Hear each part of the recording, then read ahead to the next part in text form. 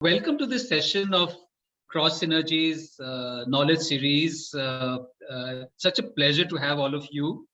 So in the past, in these series, we have had presentations done by industry leaders, doctors, architects, artists, spiritual leaders, corporates who excel in innovation. So we've had a host of very interesting presentations along the years. And today we're really excited to bring you a session on brands, the criticality of brands, and how paying attention to brands in a strategic business tool can enhance a business's top line, bottom line, and evaluation in multiples. So to lead us through this journey, we have invited an industry evangelist of brands, Ramesh Jude Thomas. Ramesh, incidentally, is an old friend, and we have grown up together, being in the same school and class for a whole lot of years. So it was lovely to see him in an avatar, which is so interesting and so important.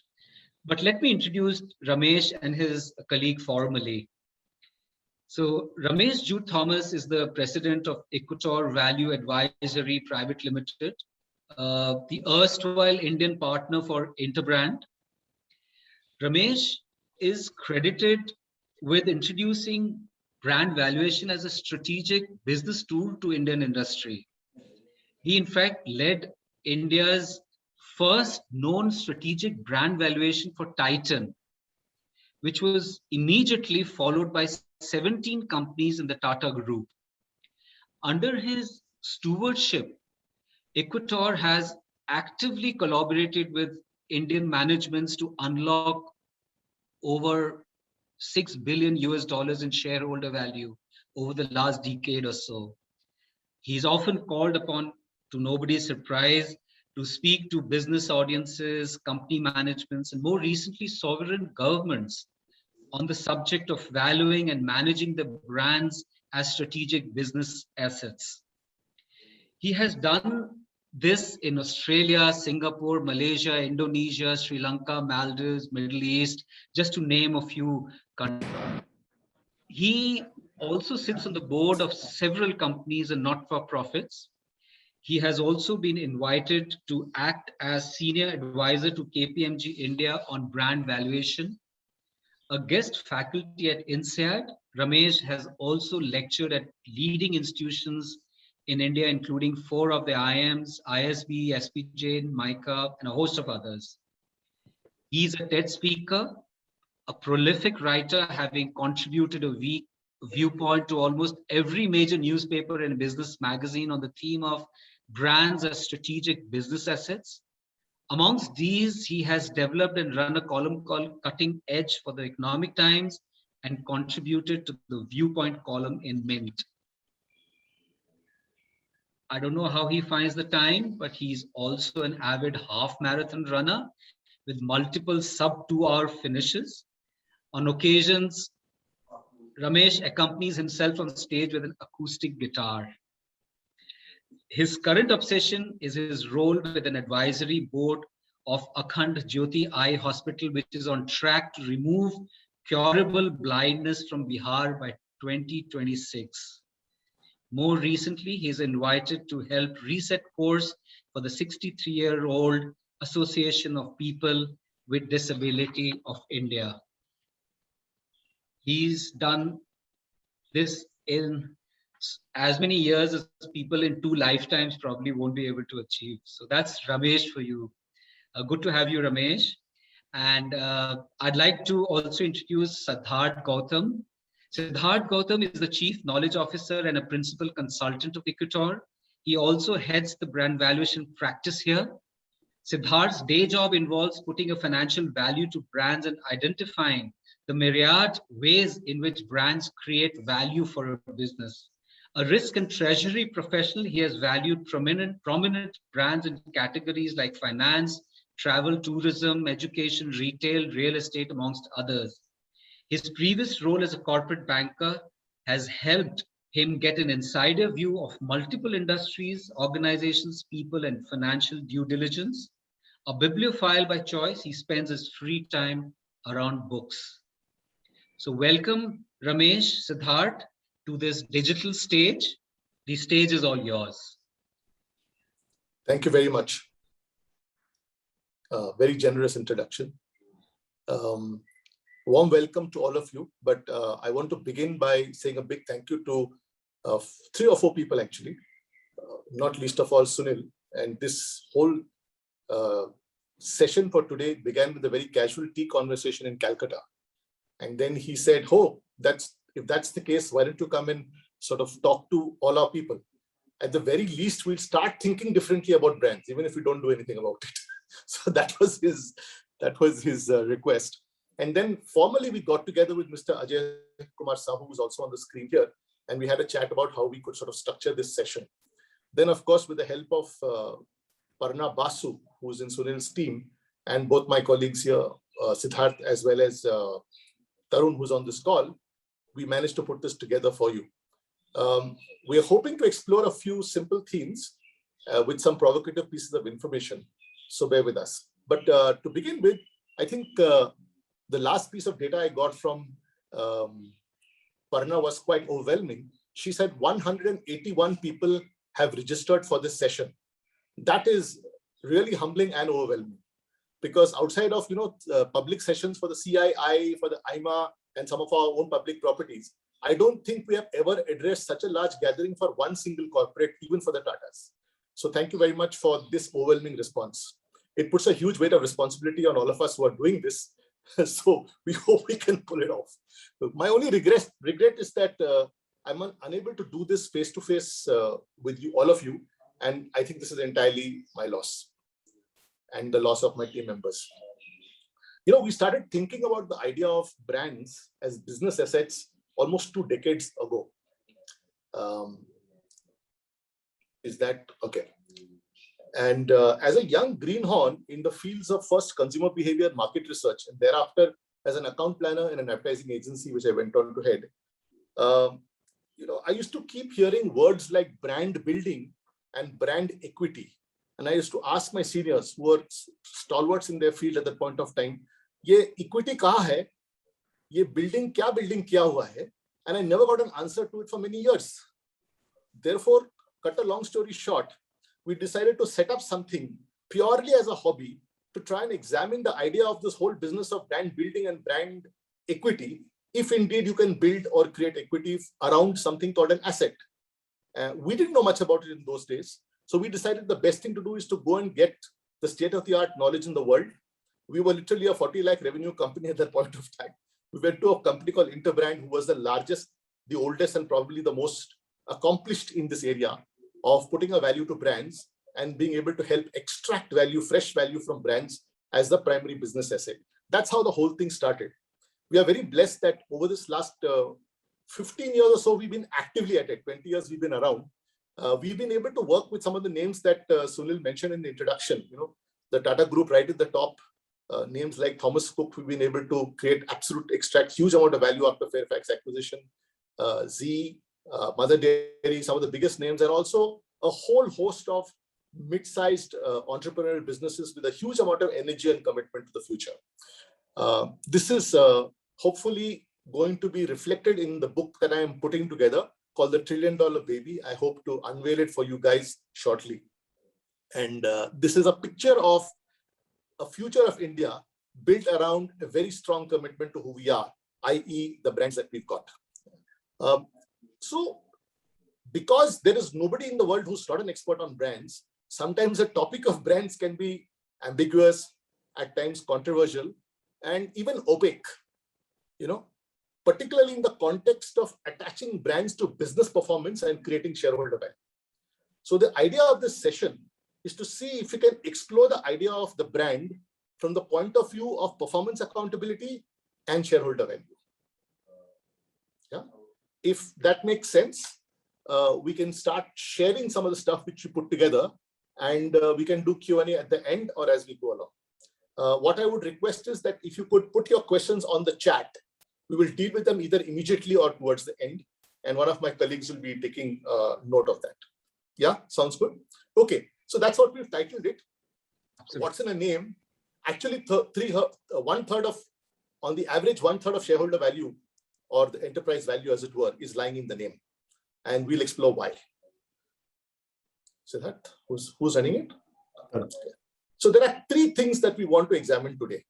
One is the brand in fact our largest business asset? Second, if it were to be so, then should it not be the arrowhead for everything we plan for the future, if it is your largest asset? And the third, if that is the case, then in that case, then the brand as an asset should be the central organizing principle for the entire business. It cannot be a charismatic leader or some supply chain, right? That is the spine of the business. So these are the 3 ideas we thought we will explore. Yeah, okay. Let's look at the first one.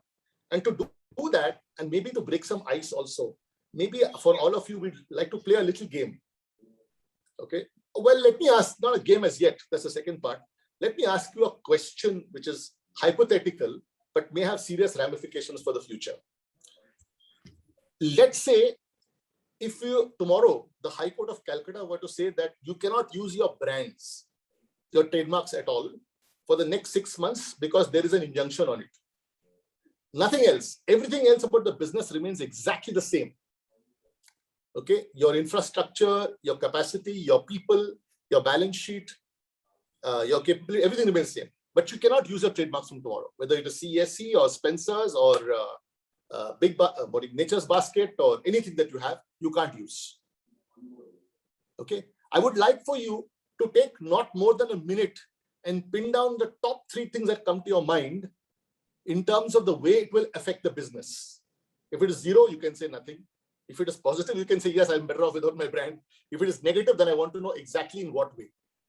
Yeah, in performance terms, right? Just take a minute and think about it, and then we'll capture it. Siddharth will capture it. And put it up on the chat. Yeah, we can put it on the chat and we'll capture it. So Devashish, can you say what will happen if trust goes away from a business point of view? And I didn't understand Mukesh's point, so you need to explain that a little bit.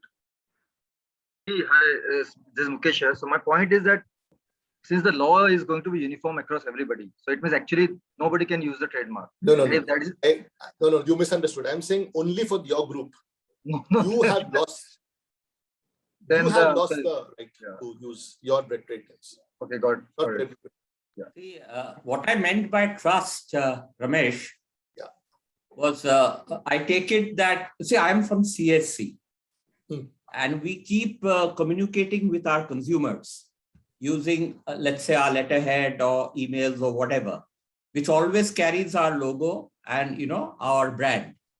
So if we were to communicate with our consumers in future over the next 6 months, without the backing of our brand or logo, there would be a trust deficit. I mean, the consumer would be apprehensive where this communication is coming from. In the first place. So what's the business impact? So that was my limited point. So what's the business impact is what I'm asking. If trust goes away, in what ways will you be impaired? So in a regime where we are going to have delicensing soon, there'll be multiple players coming in. So we would be losing the consumer. Okay. He would move away. Right.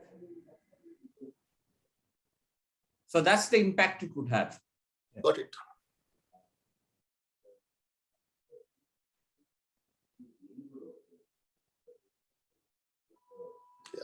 I like Deepan's point of view. It's very performance. Negative impact on business, new customer engagement, or new customer opportunity. Yeah.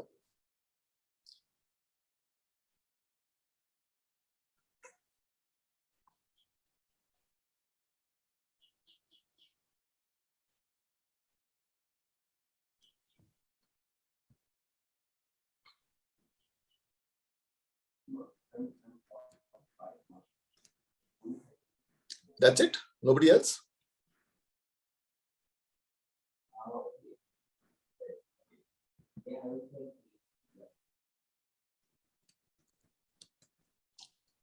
Sunil, your point of view? I haven't heard from Sunil as yet.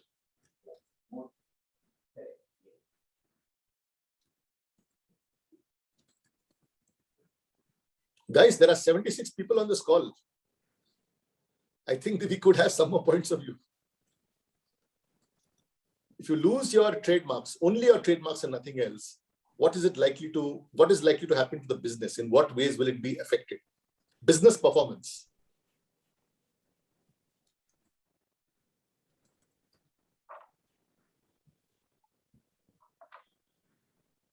Okay, just to get it going, can I ask you a few questions?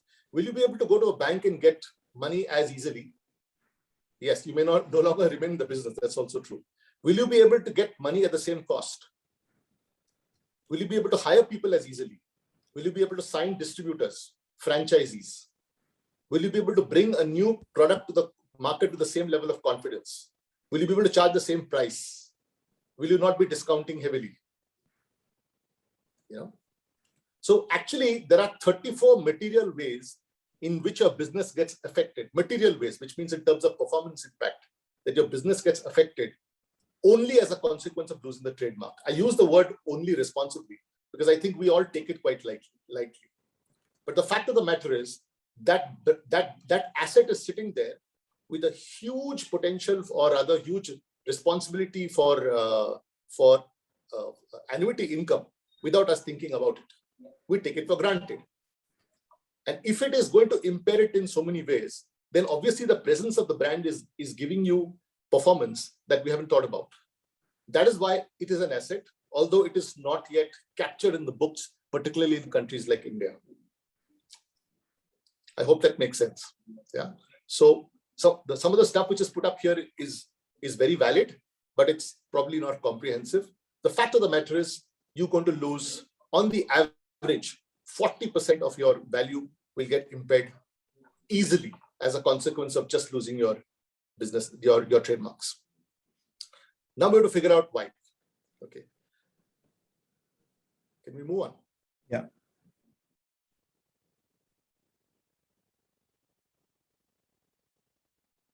Yeah. Okay. If you look at the breakup, therefore, of business, and let's look at a very simple couple of metrics which are out there. If you look at what a company is acquired for, is that the next slide, Siddharth? Yeah, we'll come to that after this. Okay, I want to go to that first. Can I do that? Okay. Tarun, you want to move there? Next slide. Yeah. So you will find that on the BSE, the price to book value ratio is 8:1, which means the value of a company in the market is 8 times its book value. So what is the rest line? Or if you look at, I think this data is not entirely correct, but if you look at mergers and acquisition data, you will find again that 80% of the value is outside the books. You pay on the average 5 times the book value to buy a company. So the question is, what are you paying the balance 80% for? And that is where the previous slide comes in. Can we go back to the previous one?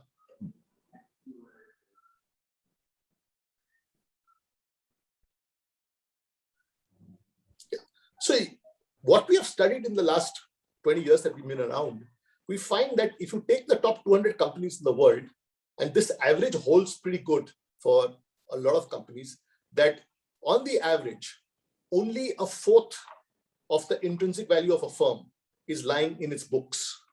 The other two are made up of what we like to call the recipe, which is your intellectual property, and the reputation, which is your brands. So your intangible assets are basically made up of 2 important blocks, right? What you've put together, a special knowledge or recipe, and what you are known for out there, or reputation, which is lying in your brands. And that is why you will find such a large impairment if you lose your brand. Because remember, the brand is also the short code or the ambassador for your recipe. Okay, there's no point talking about Apple's design if the word Apple is not there, right? But only a fourth is lying in the books. What is ironical is, if I were to ask any of you to defend your business forecast for me, you will depend upon the orange and red parts, hand on your heart. The 26% will not tell me very much about what your future looks like. That is historical data. So your forward-looking assets that actually have a bearing on your future and can reduce the risk of or defend your forecast are really the intangible assets, i.e. the company's recipe and the company's reputation. Yeah, if that makes sense, we can go on. You can put up a question if you wish, and I can answer it immediately. I can see it right here. Yeah, can we go to the next 2 slides? Yeah. So the question is, when you say they are valuable, how valuable are they? We try to put some context to it by demonstrating to you the list of the most valuable brands in the world. It's quite startling. Slide, please. Yeah, this is the 2020 list of the most valuable brands in the world from the oldest guys in the business, Interbrand. We're not saying so because of Interbrand, but they've been doing this for 25 years now. So it's pretty reliable. So you can look at some of the names and you can see some of the values also in there. I'll amplify it for you in a few seconds. But you can just take a quick look at the names and the size of the value. So right at the top is Apple at $1.78 trillion. No, $178 billion. Sorry, $178 billion. Sorry, my mistake. Yeah. Or the bottom is Tesla, which is at $4 billion. Yeah. Right. These are all recognized household names, as you would agree. And because they're household names, they have a huge amount of pulling power or the ability to generate demand by themselves. Therefore, any of these brands are missing from their companies tomorrow, you will know what happens to these companies, right? So it's not just the fact that they are assets, but they're leading assets. They lead the rest of the organization as well. Let's look at a slight amplification. Okay, it's quite interesting to look at the perspective on the next one. So this is the top 10 on the left-hand side. And you can see the numbers there and the names. They come from all sorts of categories. But what is interesting is that the top 100 brands in the world constitute 25% of the world's GDP. Just the top 100 brands is equal to approximately $22 billion or one-fourth of the world's GDP. Okay. But here is what's really interesting. If you go back to the previous slide, there are 100 brands on it, but only 14 countries are represented out of 200 countries. So what makes these countries very different is something which we'll examine a little later in this discussion. Right? Only 14 countries are represented out of 200 the world's most valuable brands. So I think more countries win gold medals at the Olympics than have top 100 brands.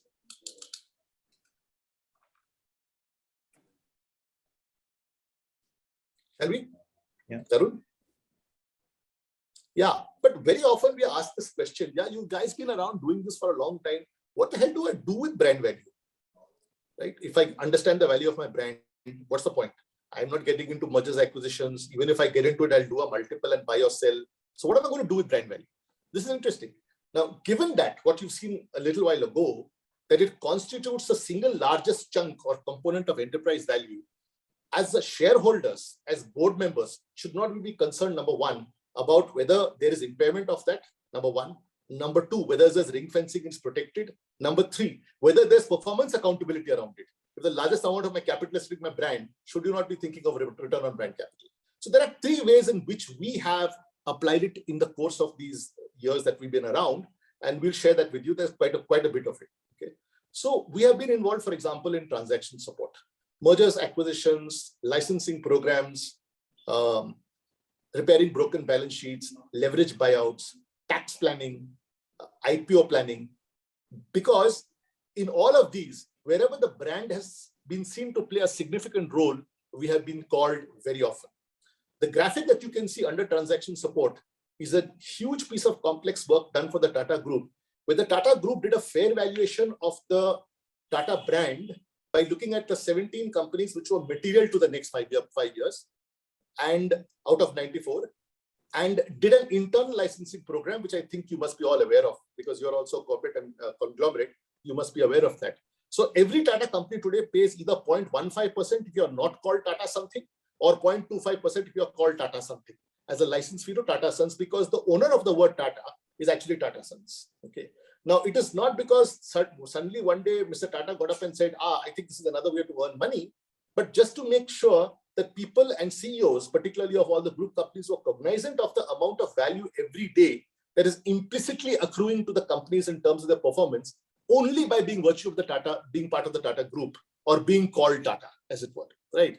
What is important is they also had, through this agreement, the responsibility of protecting the Tata brand value, which is, there is something called the TCOC, or the Tata Code of Conduct, just 21 clauses, and every CEO has to sign up to those clauses to continue using the Tata brand, because you have as much a responsibility towards maintaining the Tata brand values as Tata Sons. And it's not through a campaign that for 150 years they had built this asset, but because of a convergent behavior coming from really three important things, what we like to call courage, compassion, and conscience.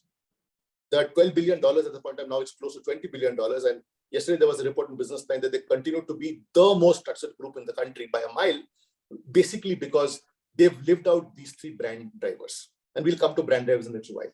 Value unlocking, if I know that it's my largest asset, if I know what the characteristics are, like the 3 C's of the Tata Group, every company has it, then what more can I do with myself? I'll dwell on it.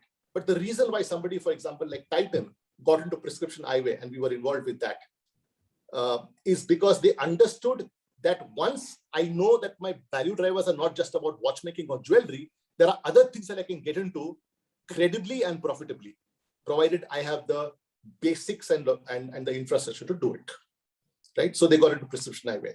And that got them to a very, very different place. I will discuss in a little while in terms of value creation. How from a 350 crore company, they became a $23 billion company is worth understanding.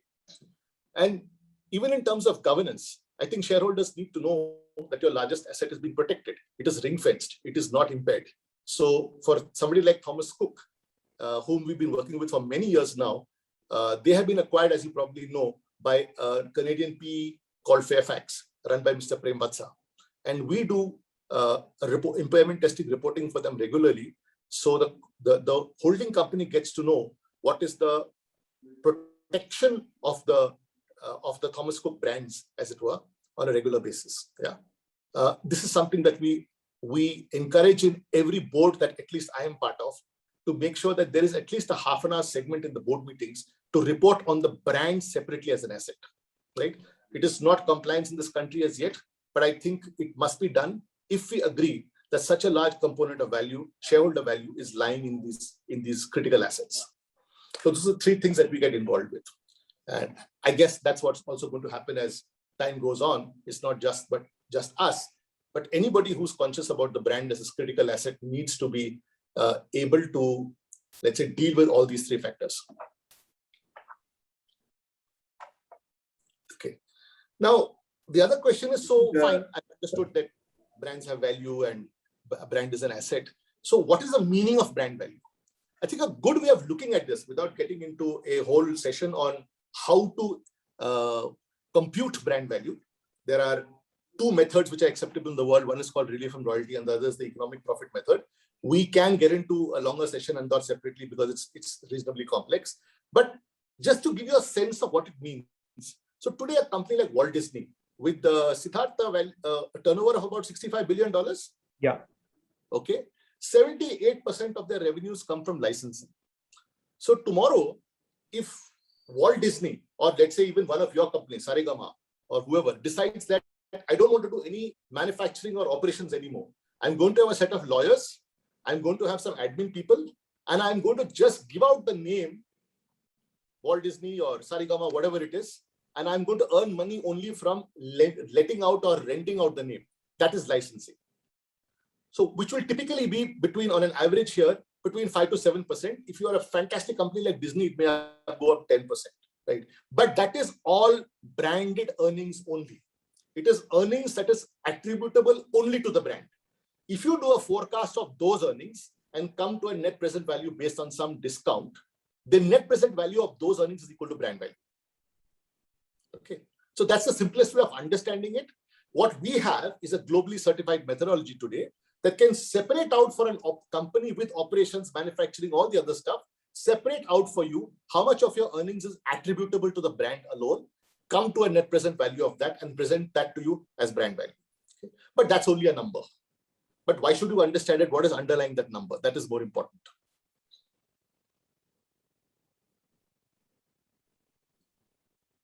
Yeah. So that's what I want to come to now. What the hell do I do with this information? Okay. If it is my largest asset and my most influential asset, should it not, as we said right at the beginning, be responsible for or lead the way for all that we want to do in the future? Because this is who we are. Markets are available, opportunities are available for everyone in the market. What is my future going to be? It has to be curated by my largest asset, which is who I am. Right? Okay. So brand value is extremely incomplete to a large extent if you leave it at a numerical or a number. Okay, you may differ. One person may give you one thing, some people something else. But what is underlying that value? What is that value made up of is critical. So here is where I'd like to play a little game, and I hope everybody is taking part in this. Okay. Now, I don't know a lot of people on this call. This is the first time I'm talking to most of you. I have a gentleman in front of me whom I have known for many years. Maybe I will use him as my, what do you call it, as my device for this game. So Sunil, here is a suggestion, a proposal to you. I'll give you a check, open check, right? Can you give me your name? I'll give you a check for 25 lakhs right now. I'll do a transfer for you. Can you transfer the name Sunil Bhandari to me? In exchange for? 25 lakhs is what I'm offering right now. You want to negotiate that? I think I can negotiate it, Okay. and I'm ready to transfer it if the price is right. What's the price? And then I'll give you the implications of the price. Then you still tell me if you're ready to answer it, transfer it. He's doing a calculation. Now, this is a good finance guy. No, I was just thinking I shouldn't sell myself short. Well, you got a whole team. You've got lawyers with you. You've got corporate strategists. All you must ask for the help. Okay. Okay, fair enough. So I don't know, about 10 crores or so. Wow. Okay. Okay. Let's assume for a moment that I'm willing to play that game. Okay. I'm not going to start negotiating, but I want to reiterate to you what the contours of this agreement is. That means from tomorrow, I can use it any way I want to. It's no longer yours. You have no say over it. You cannot use it in any way, including saying I used to be previously called Sunil Bhandari. That's also not allowed. So you are blanked out, completely blanked out. And I can use it in any way. I can start some sleazy business like, drugs or whatever it is tomorrow under the name Sunil Bhandari. You cannot question it after I've given you the consideration. So in my company, you'll be welcomed with open arms. But as a poet, you'll be kicked off the stage with tomatoes on your face. There you go. There you go. Okay. So it is unlikely, my point I'm making is, it is very unlikely that you will transfer this to me at any cost. Anybody in this call want to hazard a guess as to why he won't give it to me? And that's the crux of what we are saying today. That's why it defines me. My name defines me. Can you just expand on that? It's a good answer to begin with. For the outside world, the recognition of Sunil Bhandari is coming from the name. It becomes, as Milan has said in the chat, it's my identity. It is what really forms the essence when Sunil Bhandari's name comes up. Everything which they have conjured after reading me or hearing me, all of it actually is stuff which gets embodied in that one name. Okay, good. So let's do a little bit of a backward. Let's go backwards a little bit on this and talk about how you can actually understand this with great clarity. Let me put this to you. If I were to ask 40 people who know Sunil, everybody can participate in this. But let's take Sunil because that's my device for the moment. Okay, I'll ask 40 people who know Sunil well. Can you give me 3 words that you can associate with Sunil? So 40 people have answered the question. Therefore, mathematically, I've got 120 words or phrases with me. Is that agreeable? Okay. I've got 120 words or phrases with me, which is associated with Sunil, 40 people into 3 words. What are the chances that I will get 120 totally different words with different meanings? Anybody? You're asking them for a word describing Sunil Bhandari, is it? No. I'm saying, here's a hypothetical situation. I have asked 40 people who know you reasonably well, 40 people, right? maybe you know 4,000 or 400 people, but I'll ask 40 people who know you well. Give me 3 words, each of you. One, I'll go to each person and say, give me 3 words that you can associate with the name Sunil Bhandari. So I have now got a total of 120 words if everybody answers the question. Correct. What are the chances that I'll get 120 totally different words with different meanings? Zero probability is what somebody says. Zero. Manaka Ghosh says 0. Yeah. Right. So I will probably get 3 words only, maybe 2, maximum 4. Right.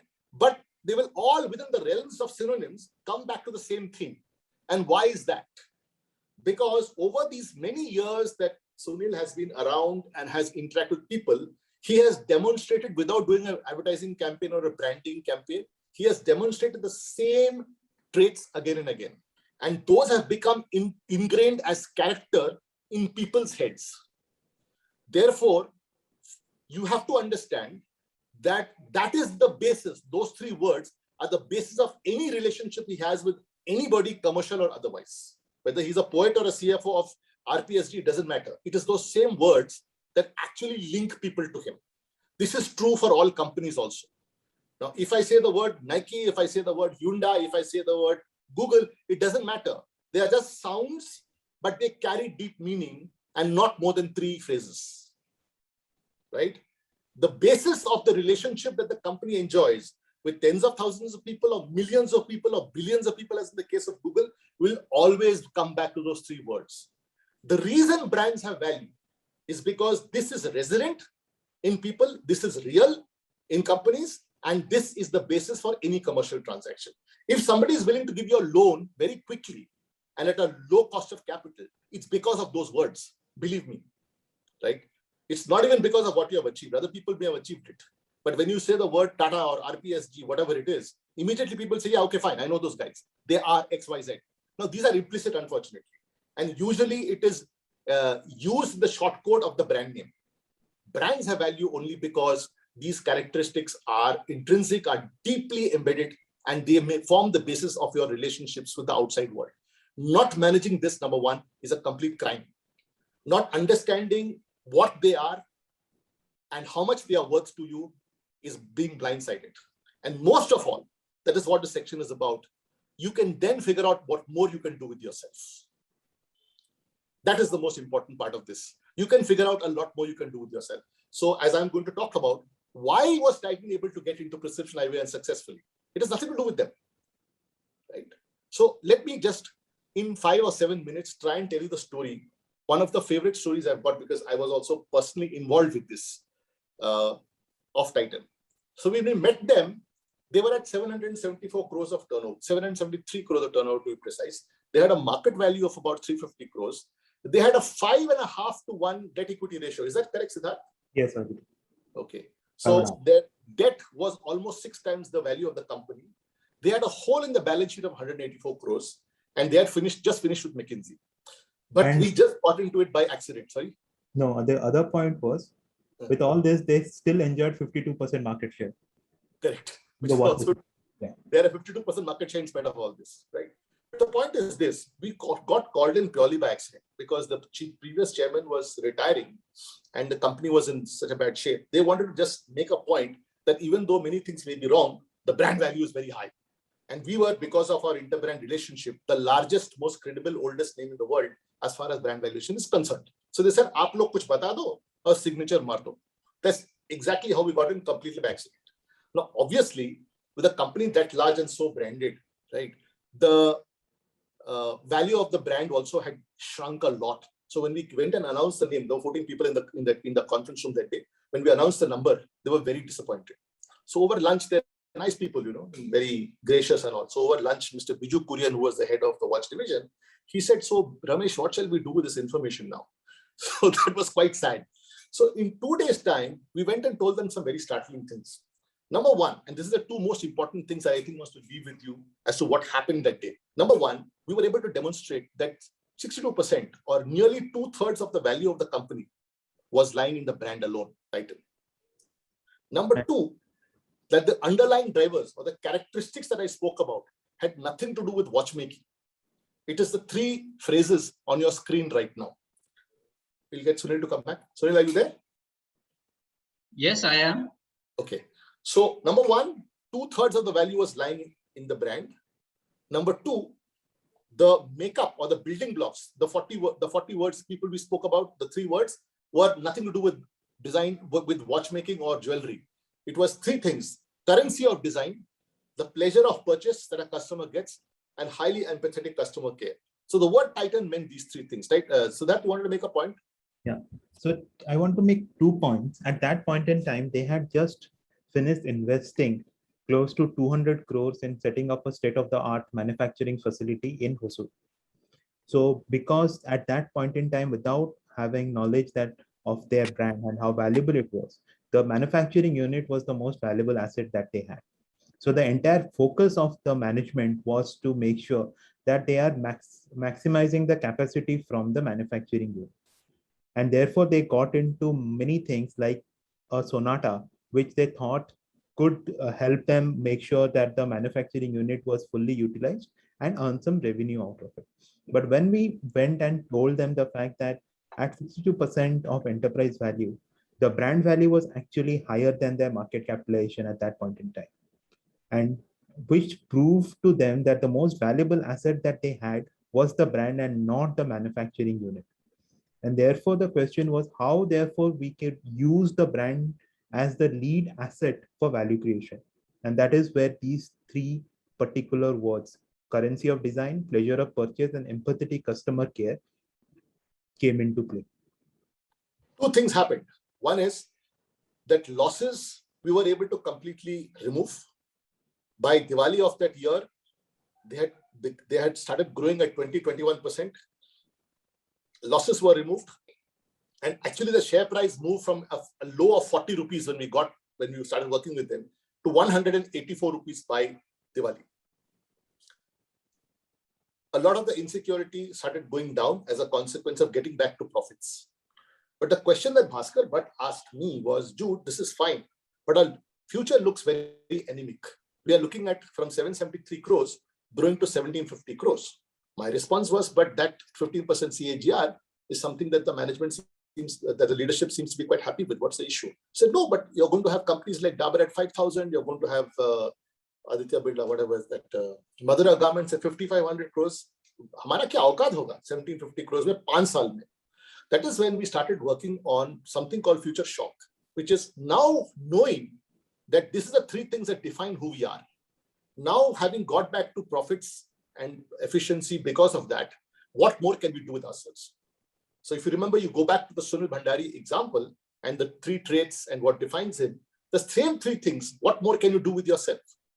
So to cut a long story short, we did a 90-day exercise where we helped them to think of 22 new ideas, 6 of them which went into play, 2 of them that you know very well about. Think of things like prescription eyewear, why they got into it. You go to buy spectacles. Okay, you spend hardly any time or 0 time testing your eyes, but you spend a hell of a lot of time trying to figure out how good you look in that frame, which exact frame it should be, which designer it should come from, and you spend a lot of money on design. Number 2, you spend a lot of time in the shop. Therefore, your pleasure of purchase, your retail experience becomes very important. And number 3, customer care is absolutely critical in this. So the opportunity was there because it's a large growing market. It is mainly made up of mom and pop shops in the country. But should you be in it?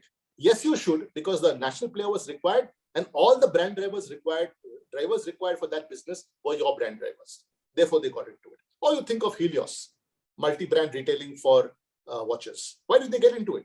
For the same reason.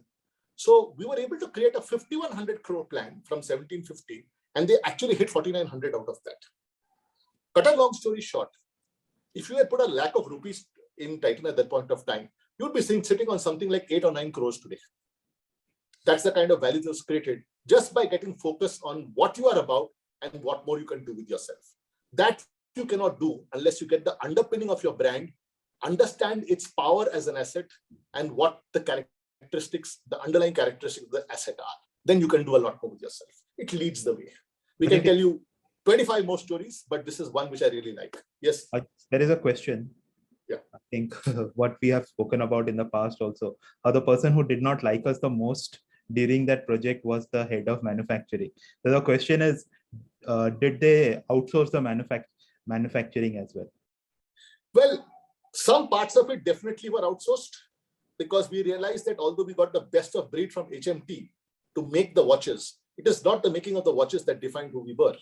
Okay, but we used our existing capacity very well, but we did not stop there. A lot of our growth came from contract manufacturing.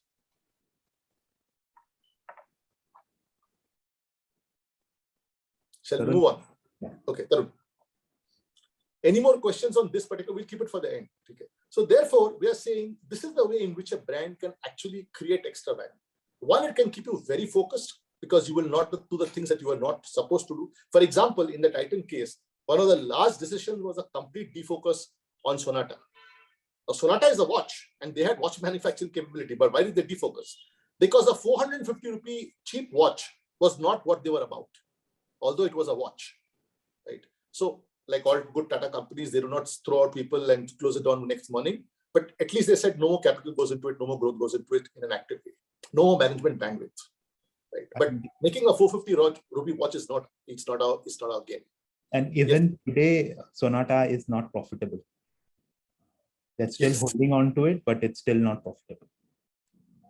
Because they realized, after this, they realized it's not their game. It's a mistake that they're a watchmaker. Watchmaking happens to be one of the things that they do.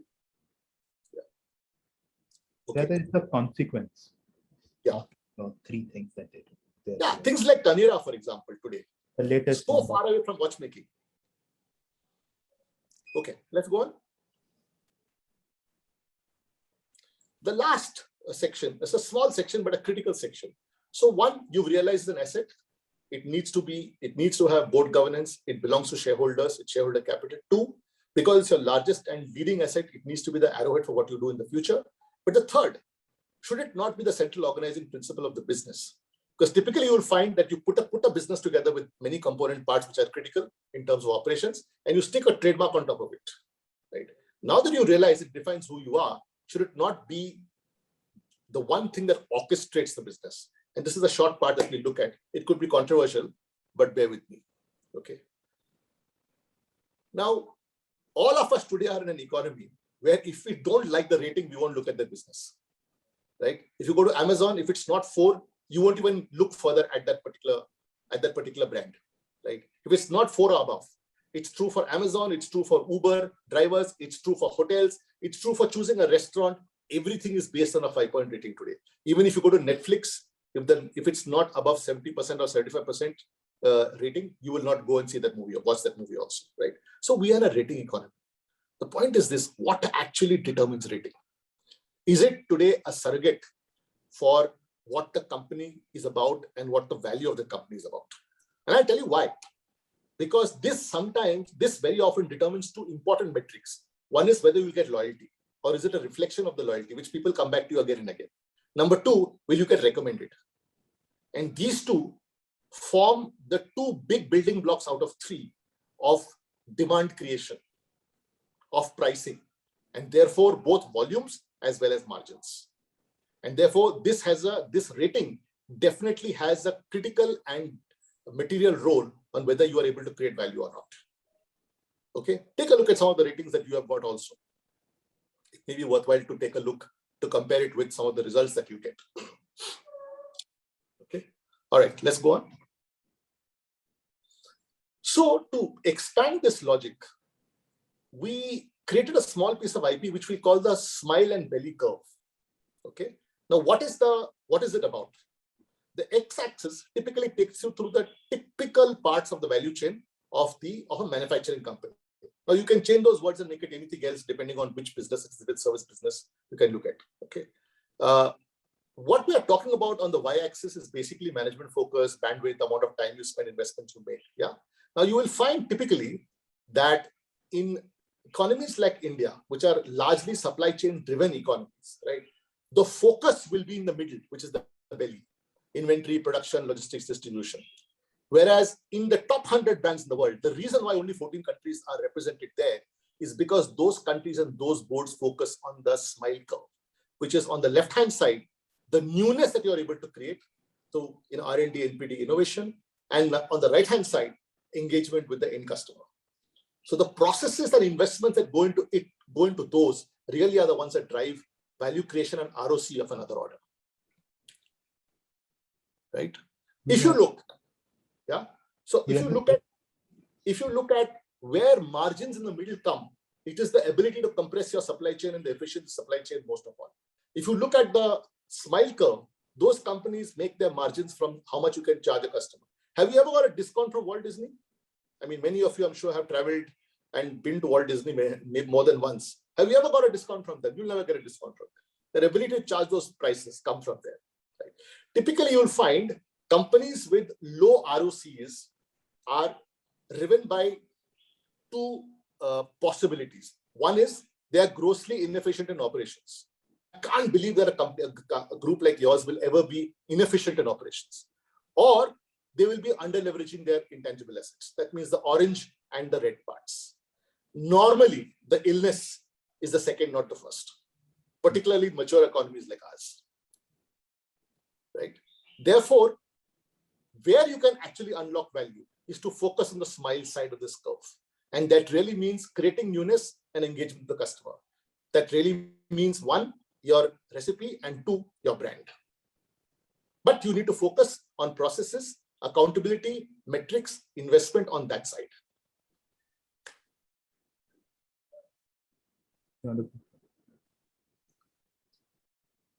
No pointing fingers, but just to take a look at some of the ROCs that you got, which are on the left-hand side and the benchmarks on the right-hand side. Sorry, there is a small typo. Software is actually at 32% the benchmark. It has come as 1.7%.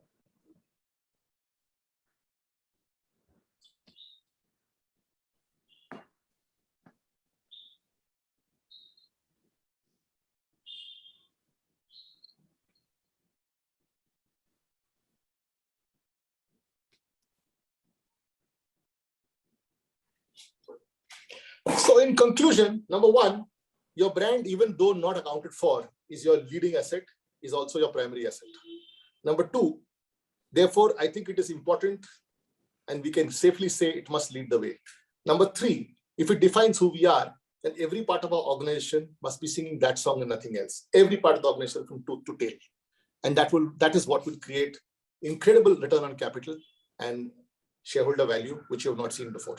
And we have seen it for the last 2 decades. Thank you. Questions? I think we already have a question, Aditi. Yeah, let's go for it. Mr. Akash Nagpal has asked that ratings can be managed, right?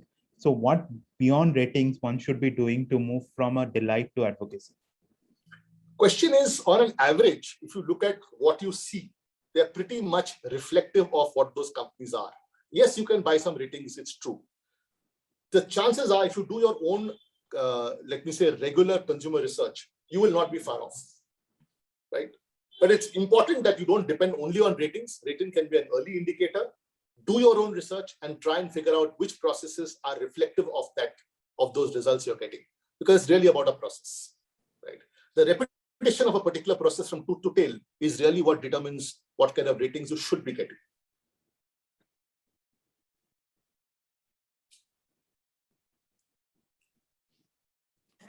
And I think like what Aditi was speaking about, if we understand exactly what our brand is all about and how that can get integrated across our organization, any organization, that would be able to create, move the customer from delight to advocacy.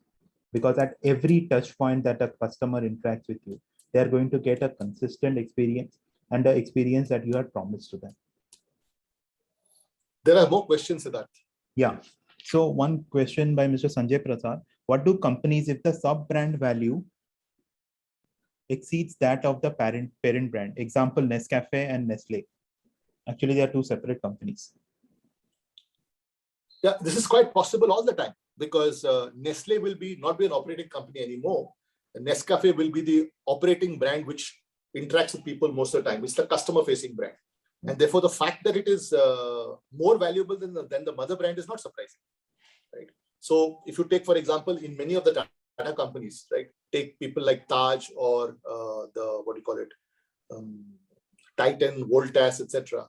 The brand value resident in the customer-facing brand, at least for that company, is much more than the mother brand. Then there are times when transitions will happen. For example, when we first started working with Finacle from Infosys, Finacle is the product brand. Finacle depended very much on the Infosys brand to get an entry point to meet a CTO or a CFO of a bank across the world. That was 9 years ago. Today, in the last valuation that we did, we find that actually Infosys has gone into the background and it is the Finacle brand that drives the business. So these transitions also happen, but it's not surprising that customer-facing brands will become ultimately far more valuable than the mother brand.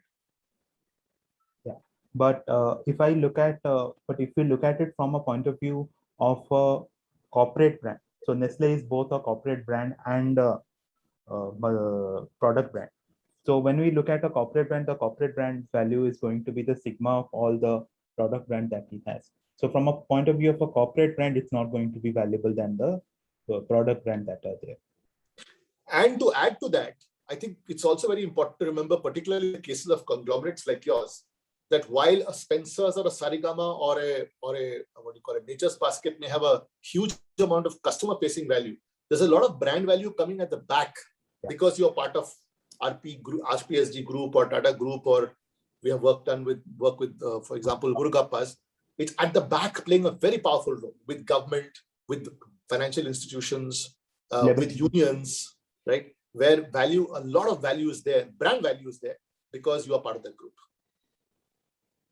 Okay, the next question is from Mr. Vijay Joshi, who's asking, nowadays brand come with some catchy taglines. How much important is it in creation of brand value? Theoretically, zero. Unless the tagline is a reflection of those characteristics we spoke about in that game, right? The Sunil Bhandari game. Unless it's a powerful reflection of that, it is zero value. A smart tagline is not a substitute for a good brand value, right? So for example, the Nike swoosh and what it stands for has been thought about. Everybody's an athlete, right? So it comes directly from their understanding of who they are. But a good advertising campaign, which is smart, but is far removed from who you are, is a complete zero. In fact, it could be counterproductive. The next question is, what customer believes the brand stands for is often not the same as what the brand wants it to be known for. How can this disconnect be managed? Brilliant question. You want to do that? No, go ahead. Okay. So what happens over time? For example, take the Tata example I spoke about. Okay, 135 years had elapsed before we got involved. So we were not creating any brand value for them. And they had actually demonstrated certain characteristics consistently over time, which basically came down to these 3 C's. Right? That is who they were. That is what they demonstrated. That is what the founding fathers had decided. And that is the way they behaved every day. There was no campaign that decided it. Number 2, you can be whatever you want to, you can speak about. You want to be Elon Musk tomorrow, or you want to be Bill Gates, or you want to be something else. It doesn't matter. But fundamentally, what you have demonstrated is sitting in the minds of people. It's important to take the best of that. Right? Even if you go to Reliance, they've got some very good traits, whether you like it or not. They've got some very bad traits, and we know that. But that doesn't matter. So can you work on and amplify the very good traits? Yeah, we call it the 5% logic. 95% of you may be all wrong, and people are trying to improve you, and people are trying to correct you, and people are trying to put consultants on you, etc. But the 5% is the one which is critical. And that 5% is already sitting in your best relationships. You need to find out that and amplify that and create value from that.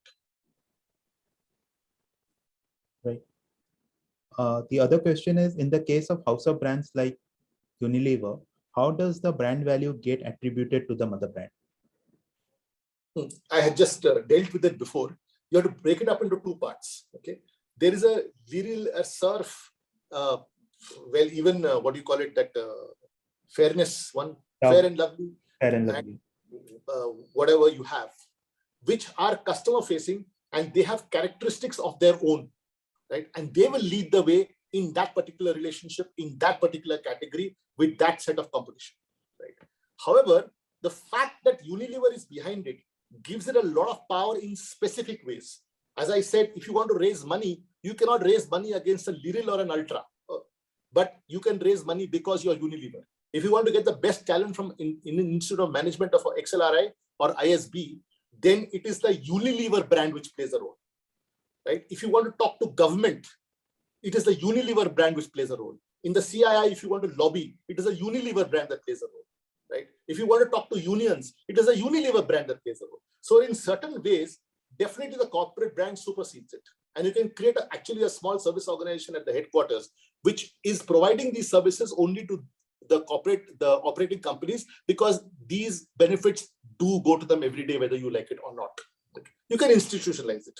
Whereas on the other side, the customer-facing proposition is held on to, driven and value created by the customer-facing brand called Surf or L'Oreal or Pond's or Dove or whatever it might be. So just to add to what Ajiti said, one of the things we should remember is the fact that brand is one of the few assets which cuts across all stakeholders who play a part in our business. People come to us at a lower price because we are known as something. A recent London Business School research found that stronger brands were actually able to attract people at the senior leadership at a salary which is less than $5 million on an average than weaker brands.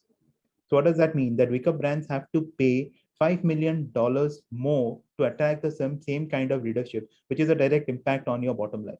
Or for example, access to distribution channels, access to financial institutions, access to partnerships. All of these play a role in impacting our bottom line.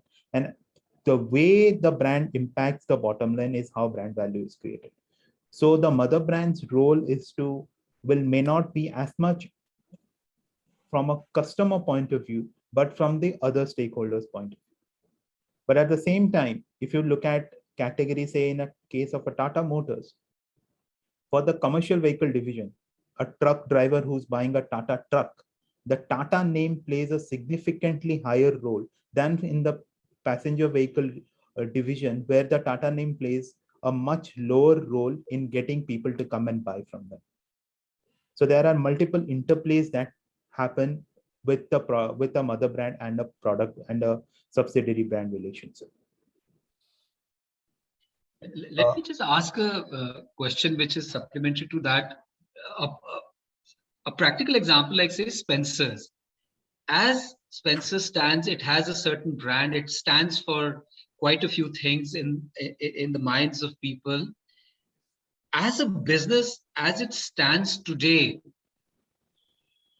what can it do on a practical level that it can leverage that brand in such a way that it increases its top line, bottom line, and enhances business value, as it were? Sunil, sorry, may I say that? Yeah, please add. Okay. You wanted to say something, or shall I go first? No, please go. I'll add. So the fact of the matter is, very simple fact. There are few people in this country who don't know Spencer's. So it's recognized. Right? That's a given. So which means you're already sitting on some kind of an asset. Number one, have we really understood what that means to all those people? Obviously, it will mean more to some people and less to other people. That's a fact. Can we understand what our deepest relationships are ingrained with in terms of characteristics? Number two, are we delivering on those every day as a commercial organization? Is it aligned? What we are doing? Is it aligned to the characteristics of the relationship or not? This is the most important things. And then can we take those precious relationships and expand the footprint of that relationship? So today, typically what I might find is there are a very small bunch of people with whom we are creating a lot of value, and there's a very long tail we are not creating value, which is why your ROCs are looking the way it did in the last slide. But if you can understand the deeper relationships, the more valuable ones, exactly what we did with Titan. What are the most valuable relationships telling us? What are the ingrained characteristics? Are we playing that in our business model? Are we servicing those kind of offerings? Are we talking to those kind of people? Therefore, we can increase the footprint. It will not be everybody, but I'm absolutely sure it will be multiples of who you are servicing faithfully today. So basically, you're saying that probably Spencer has not gone in deep to understand its market well, because it does not even understand itself well. Yeah. That's why they are not able to give to those people who can be bigger customers what they really want. Absolutely. They've lost the script somewhere. in But both understanding and giving. Particularly in the context of a brand that's so widely recognized. If I say Spencer's, most people will guess, yeah, I've heard of Spencer. Do I buy from them? No, I've never bought from them. Or I have bought one from them, then I stopped buying it. So what is it that makes us Spencer's, and with whom? Amplify that. I think what happens usually in the course of running the business, we become very focused on what we do rather than focusing on who we are. So that was what happened in the case of Titan. They were very focused in manufacturing watches. They were not focused on who they really were, which was a designer, a retailer, and an empathetic customer service provider. The moment that shift happened, that what we do needs to be led by who we are. That is where value creation happens. Happens abundantly in multiples and with depth. Which means introspection both of the self as well as reaching out to your customers to figure out what they think of you, and combine both to come to conclusions as to what we stand for. Is the starting point. Is a business model can be built around that. So what we use is, there is something which is true and different about who we are. And there is something which is relevant and motivating to the outside world. The moment when we are able to combine these two things is where we will be able to create value. Humongous value. Thanks. Aditi, the next question is, how is brand equity, which we spoke about at the beginning of the session, is different from brand value? Same thing. There's different words people are using, that's all. Ultimately, you must know that there's economic value lying in your characteristics that are intrinsic to you as an operation. It's true for people like Mr. Sunil Bhandari. It's true for companies like RPSG or Spencer's or whoever. The next question is, how do brands pivot themselves in line with evolution of aspirations? For example, Firstsource is now pivoting itself to a digital services company. However, the overhang of being a contact center brand persists deep. How do we pivot the brand perception for audiences, prospective customers, and prospective employees? Excellent question. Actually, it goes back to what Siddharth was just responding to Sunil. At the end of the day, the world changes around us. Everything today we are doing is on the internet, which was not the case even 25 years ago. We live our lives in the internet. The reality is, fundamentals about you do not change. In 135 years, now 150 years since we met them, the Tata Group has not changed in terms of who they are. And that is reflecting in the way they do business. And that is the only way in which they want to do business, which is encoded in the 21 Tata TCOC clauses. Right? So definitely you have to make sure that who you are must reflect in a digital world, which is different from what Firstsource was doing then. How are you going to repurpose who you are for a digital world? Digital everybody is doing. What is your form of digital? Your form of digital is going to be determined by who you are, your characteristics. Okay. There may be many poets writing stuff, but the way Mr. Bhandari writes poetry will be different and characteristic of him. They should be able to say, that is Sunil's. Definitely. This is not ordinary poetry. It is special to him. It would be special for somebody else in their own way. So when you are repurposing for a digital world, you have to figure out how you will repurpose who you fundamentally are to a digital world. That is the science of this whole thing. There is no rocket science in it. The next question, Aditi, is, recently the IT division of CESC demerged as a different company, which is pretty much in the same way what happened to the IT divisions of ITC and L&T. Now CESC Ventures has been renamed to RPSG Ventures. Okay. Now, opinion, what would be the long-term impact? Difficult to throw an opinion at this point of time. Okay. The fact of the matter is that particular business has some customers, right? And there is a clear link between those customers and the value that they're getting from that entity. How the name changes, how it will affect depends upon how the new name is reflecting that old relationship. I don't know if you remember a company called, a division called Citil of Citibank, which then got repurposed and got spun off as an independent company called iFlex. iFlex was nothing but the relationship between the existing customers of Citil, what they were doing as a software division. It got spun off and it became a separate company under Mr. Rajesh Huku. But but what is sacred is the relationship between that company and its customers. Even if you take a disastrous situation like what happened to Satyam, right? The shares fell apart. People bought shares at a very low rate. Some people were smart. But the reality was, when you did a due diligence company, no customer was complaining about what Satyam was doing for them. No customer was complaining. All good.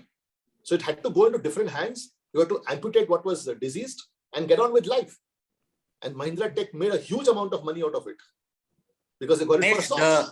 Sorry to interrupt. Yeah. This is Debashish here from CSC. Yeah. The reason I raised this question is, the IT division of CSC was an integral part of CSC, which has a brand equity, right? Yeah. Now, very recently, it got demerged and became CSC Ventures.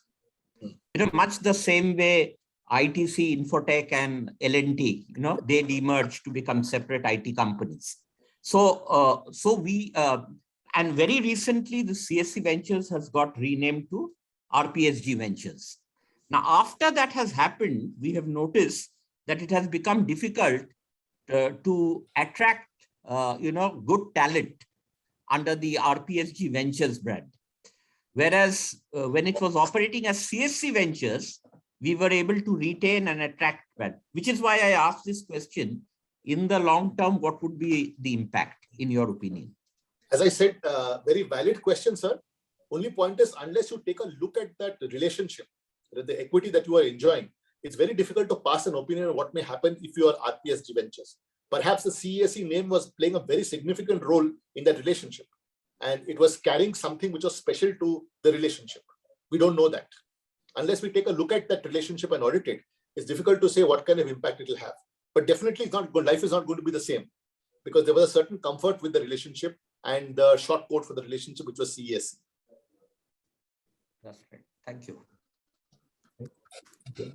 The next question is, till what time of parameter threshold do companies continue to give primacy to brands acquired? For example, Brook Bond or Lipton in Unilever thrive in terms of value versus Lotus acquired by IBM, which is almost lost. So there is no simple one answer that fits all. Okay, I think all of us remember why Coca-Cola originally bought Thumbs Up, and thought they were going to buy the brand to kill it. And then they realized that Thumbs Up was actually more powerful as a brand and therefore more profitable for the company than Coca-Cola itself was at that point of time. They retained it, and even today, it's an extremely powerful part of the Coca-Cola portfolio. Okay, because they realized the power, they realized the drivers, and they focused on that smartly. They didn't kill it, right? In many other companies, that realization is not there, or they don't put enough into it to make it a powerful brand. That's why you lose steam. So there is no one answer. There is no one size that fits all for this answer. It is really about understanding the power and the characteristics of the brand, nurturing it, investing into it. But from a technical point of view, to answer this question would be, if which the accounting standards are prescribing now, that every time you buy a brand or acquire a company, you buy the brand, you have to do impairment testing for 10 years. You need to test whether the brand is getting impaired in terms of the price that you have paid for a period of 10 years. That's a technical answer to this. It's the compliance, no? Compliance, yeah. Okay. The next question is, how do groups retain and enhance value on change in ownership? Key aspects, what will be the key aspect to focus upon?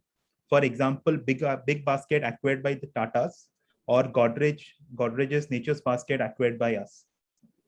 So what's the question? I got the second part of it. How do groups retain and enhance the value when the change in ownership happens? Two things. One is, as I was saying right at the beginning, the brand that you acquire, and you acquired for a reason, implicitly it's also for the value of the brand, right? And therefore it's very, very important as soon as you acquire it to understand what is lying under it and protect those. However, there is one other aspect of it. I hope the first part was clear. So once you acquire it, you have paid for it, try and understand what's the driving power and characteristics, retain, nurture, and focus on those drivers. You will do well for them, for yourself. The other is, now that you, for example, a Big Basket is part of the Tata Group, the Big Basket is now got to make sure that it subscribes to everything is about Tata. Now it cannot be no longer be part of what do you call it, Meena and Ganesh's life. It is now being run under the Tata Group. Therefore, it must subscribe to the 21 clauses of the Code of Conduct. So these are the two things that you have to make sure run together. Most of all, it's got to lead with what it's about by itself. Understand that and drive those characteristics. So, for example, like in the case of Jaguar, Land Rover, and Tata, I think Jaguar and Land Rover were allowed to do what they do best while subscribing to the Tata values. And one of the reasons that the takeover was actually happened was because of the Tata values, because they believed that Tata would be the best company for them to be a part of, or the best group to be a part of. But they are given the freedom to do what they like. But at the same time, for example, if you take a example of what happened to Toshiba, taken over by HP, a lot of the products of Toshiba were rebranded under HP. So there is a strategy which goes into play. Okay, once I buy the brand, what do I do with it?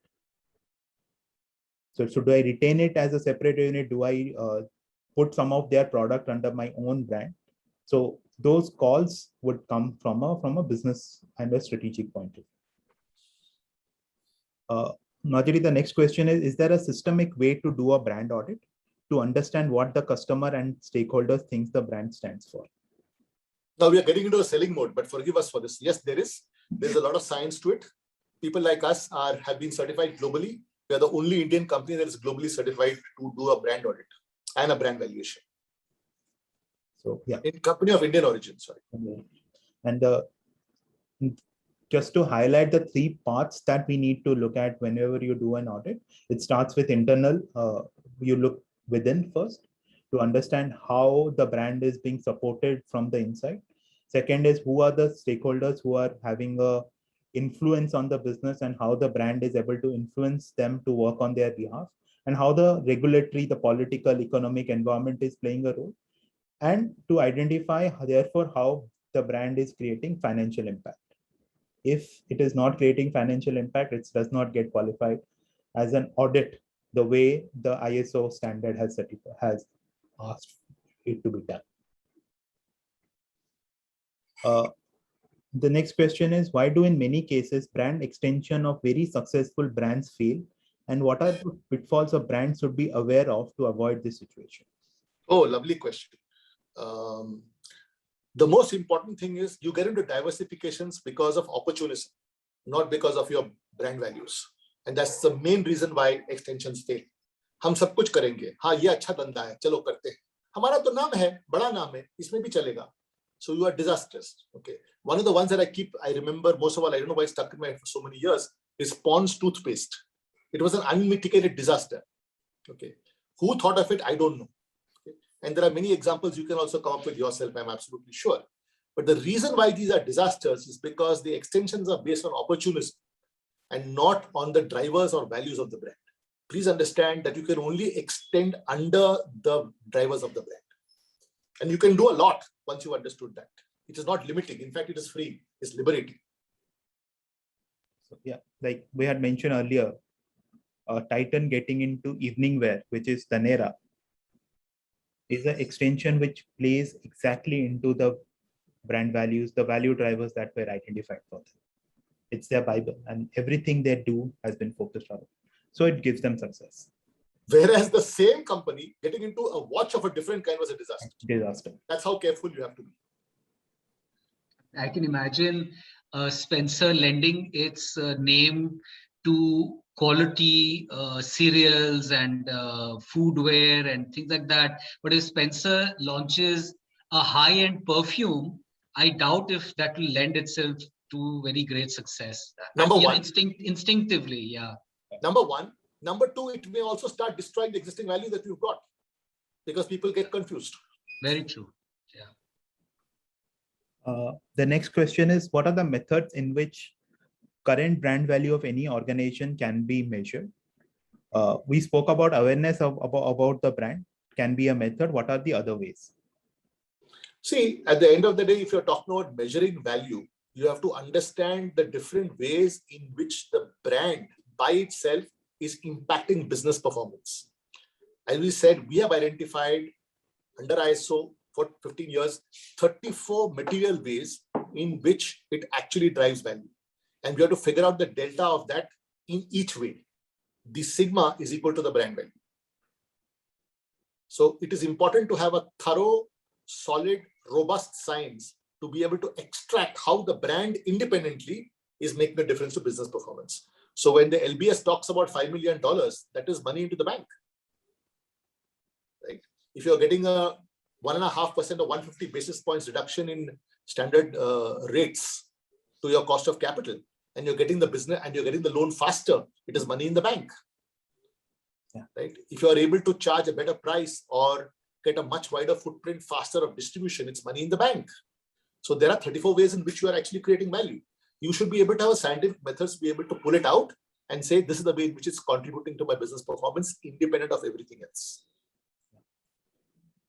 I think that's the primary methodology which is followed, which is the income-led methodology, like in the case of business valuation, which looks at market comparison, cost method, and income method. Brand value evaluation also looks at those three methods, but primarily the income methodology or the future value creation ability of the asset is the one which is the most. And it's most acceptable because cost methodology says that, okay, all the money that I have spent in building the brand is going to the value. You don't build the brand just for the sake of it. The brand is built to deliver some kind of a business result. And if you are not able to identify that, cost cannot be the value. The next question is, how can brand recognition be increased in a price-sensitive market? What's the connection between those two? You can keep spending money on recognition and get nothing out of it, even if you're selling at a discount. But I think the way to look at it is, let's look at a price-sensitive market like India. Here also a very strong brand like Apple has been able to break the price sensitivity barrier and charge the rates that they have been able to charge. I think because of how the brand has been positioned and how the brand has been managed and how the brand has engaged with the customer, even with a declaration saying that we are not going to offer any kind of discounts, India has become a successful market for Apple. Have you understood the question? I'm saying, can the gentleman or lady unmute and ask the question? Maybe we have not understood the question.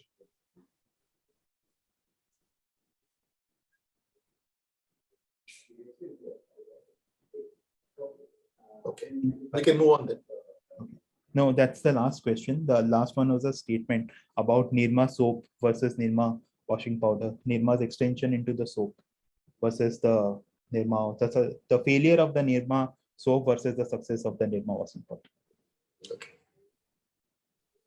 Any other questions? Have we answered any doubts, any follow-ups that you would like to ask? Please do ask. We need more than one thing for a conglomerate like ours, so there's a very different dynamic which I feel is also important.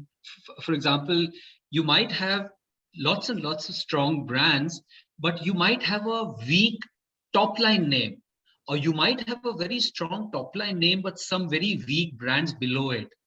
I mean, in a conglomerate, that's a very funny dynamic which is there.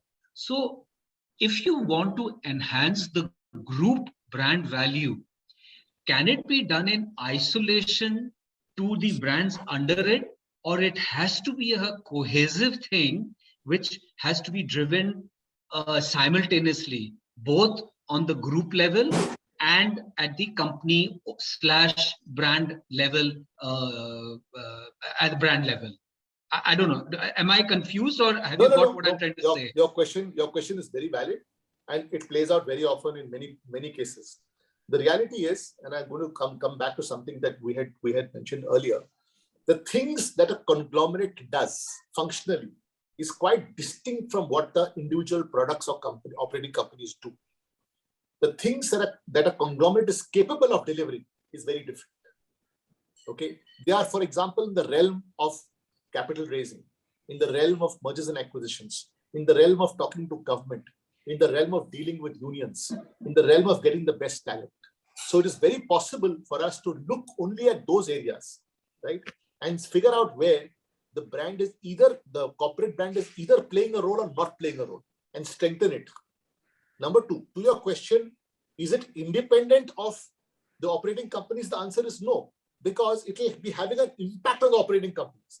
And therefore, if an operating company is finding it very struggling to raise money because the corporate doesn't have the hitting power, it is demonstrated in its inability to raise money, capital, large capital I'm talking about. If it is not able to get favor with the government or being able to talk to government or talk to the unions, it is to do with the weakness of the corporate brand. So it does have a material effect on operating companies, but it needs to be built independently, because these are the things that are typically the purview of the corporate brand or the conglomerate brand. But Ramesh, it also plays out in the consumer mind. I mean, for example, I go to a shop and say, I'm just trying to think, I see a Voltas AC.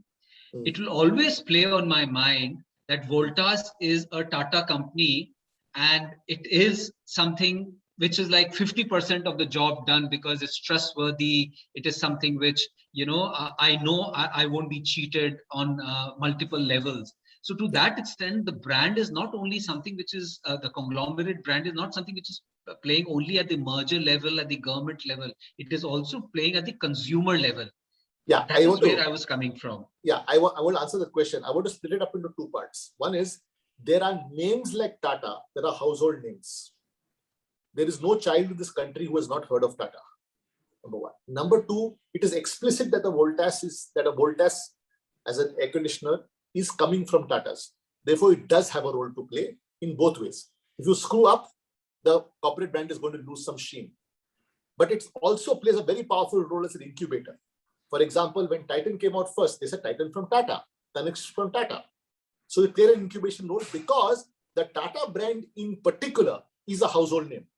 Whereas if you take like somebody like Murugappa, whom we have worked with, it is not a household name. And yet it has huge hitting power when it comes to the other areas. Massive hitting power. A landlord will give a lease blindly if he's called Murugappa. And Murugappa is not even known beyond the realms of business. So it depends on what kind of corporate brand you're talking about. In the case of Infosys, in the early days, Finacle could not get an appointment with a CFO or a CEO of a global bank without saying we are from Infosys. Right? So big hitting power. It depends on the kind of corporate brand. There are corporate brands and there are corporate brands. But whereas in the case of Unilever, nobody's asking when I'm buying Surf whether it is coming from Unilever or not. Surf is Surf. Unilever, unfortunately, is not a household name. Tata is a household name. Should Unilever worry about that, or they are very happy with the brands being what they are without Unilever? Very happy. Very happy. Yes. So one should not tie oneself into knots if one has powerful brands which are doing their own thing. Absolutely. First build those, focus on those. Right? This is independent, it has its own job to do. And it must be dealt with almost like a separate brand. Ajari, there are a few more questions. Oh, lovely. Okay. Kunil, Parna, whoever is running it, are we running out of time? Can we still go for questions? Is okay? Yes, we can. Yeah. 10 minutes more, yes. No problem. As long as everyone's happy, I'm okay. I think I would request this gentleman or lady, Boni Mukherjee. Can you please tell us what you mean? Are you asking about the question is what is the brand value of Netflix, the technology or the creativity? I think you mean what is the value driver of Netflix, the technology. Let us. Yeah, I think you could recast it like that, because Netflix is a very interesting animal, right? Mm-hmm. On the one hand, it's a tech company, right? And therefore there's efficiency, and therefore there is the recommendation engine and how well it works. And on the other side, it's also a company which is signing off on these big creative budgets and making movies and winning Oscars and Emmys and stuff like that. So where if now Reed Hastings were to sit one day and say, what are the new businesses that I may want to look at, adjacencies that I should get into, does he think of it as a tech business person, right? Or does he think of himself like a movie mogul? Right? Brilliant question. Okay. So from our point of view, there are two parts to this, Bonnie. One is the fact that Netflix has got huge name recognition and engagement across the world. And therefore, whether we like it or not, there are some characteristics of Netflix which is sitting in the minds of customers. Okay. If he understands that, whether the technology for that is not available or not, he would be stupid not to leverage on those characteristics to extend himself. Okay. The second is, if he's got technology, which is independent, if he's got technology which can take him to other places in terms of adjacencies, he must examine it. However, those should not contradict with the brand drivers. Have I made myself clear? So he examines it at two levels. I've got a brand with characteristics, where can that go? I've got technology with characteristics, where can that go? They cannot contradict each other. And for my money, you lead with the brand characteristics. Technology is anybody can do. Yeah. I'll get your number from Sunil and we'll have a slightly longer chat on this, Ramesh. For sure. Yeah, you disagree with what we said. I would just like to add one thing. I think if we look at the way how Netflix started to bring in, for the lack of a better word, to give people freedom from the practices of Blockbuster, right? Where you had to pay a fine if there was a delay, and you can't borrow a movie if you have not returned the previous one, and all those practices. I believe that any other industry which have restrictive practices like that, and Netflix can be a prime contender to get into those and remove that, because they have already proven themselves to be been able to remove those restrictions and make entertainment a move away from appointment viewing. So this could be a brand driver. Well, yes and no, because what Netflix essentially did is that it started shipping DVDs, and because the cost of DVDs were cheaper than shipping VHS, they did not really bother about the late fees. But if you think of the stage 2 of how it reinvented itself, and I think both of us have read No Rules Rules, right? I think that's where the big leap came, right? So, but anyway, you've given me some answer, but I think because what's happening essentially is in the tech world, these rules are converging. Now, if you see something like Amazon originally started as efficiency, but in India, Amazon, and if you were to see how it pivoted in India, right? Amazon Prime, what it stood for in the US was very different from what Amazon Prime stands for in India, right? And how they're using that brand to drive users in India is very different from the way they used that same brand to drive users in the US. It's efficiency in the US versus, creativity in India. So anyway, I think there are lots of other questions. We should take this offline. Ramesh, I really enjoyed your talk. Thank you. Thank you very much. Thanks for saying that. Very gracious of you. Aditi, the next question is, in today's fast changing social media driven world and limited attention span, do you think fewer 100-year-old brands will be born in the future? In a digital world, is Sunil Bhandari's characteristics going to change?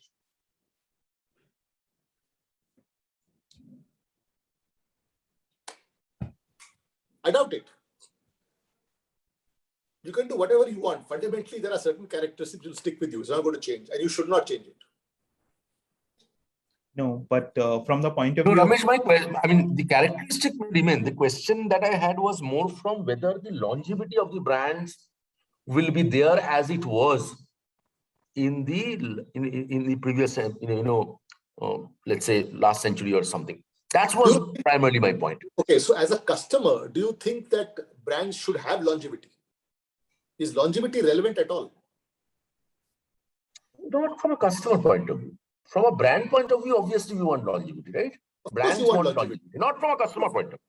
Probably it's detrimental to the customer. I don't think so. As long as the brand can pivot, can adapt itself, can evolve and grow, you will continue to be relevant to masses. It depends on whether you can evolve. Yeah, I think it's about the how we are able to evolve with the changing times while keep holding on to the ethos of who we are.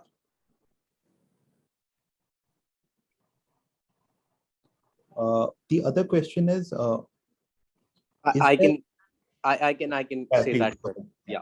So one question is, now if I see the evolution of brands like the way it has been, and at one extreme I'll take the GE example, which right from GE Security, Marine Aviation, Capital, not a very successful example, but essentially to me the logic is it comes from having common values and process excellence. That was one example.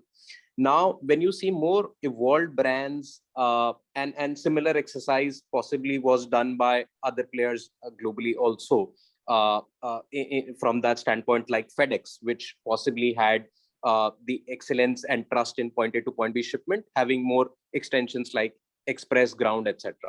Now, it would have some similarity with Boni also said that in the new age brands that we see, like Amazon's extension into independently developing and investing in Kindle or AWS or Prime Video. Now, and from a consumer standpoint, now new age consumers are more interested in individual experiences rather than a big brand, which essentially they would want to consume.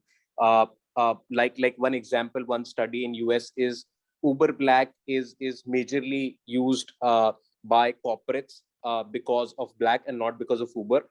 Uber is something that initially they did not want to use. So what I'm coming back is, in the context of the consumer evolution that we see, especially the millennials and Gen Z, especially in the case of an architecture where there's a parent brand like Spencer's, First Source, and RPSG, two things: how can individual brands significantly contribute back to the parent brand? Is there an example, or what's your sense in that, if we can pick up from that thing?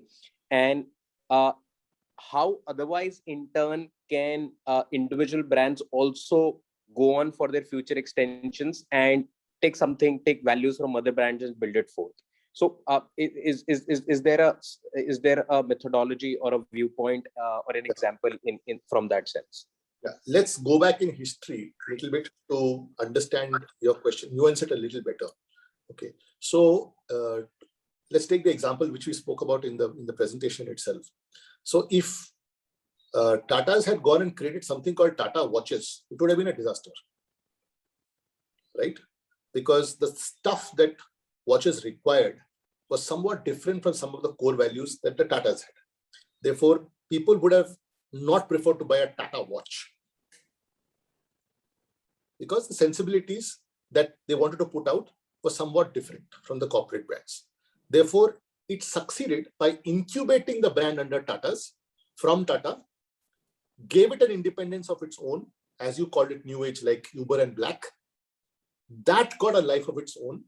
And when it did, like Taj, like anything else, it contributed back to Tata's in a very particular way, not in totality, but in a particular way, right?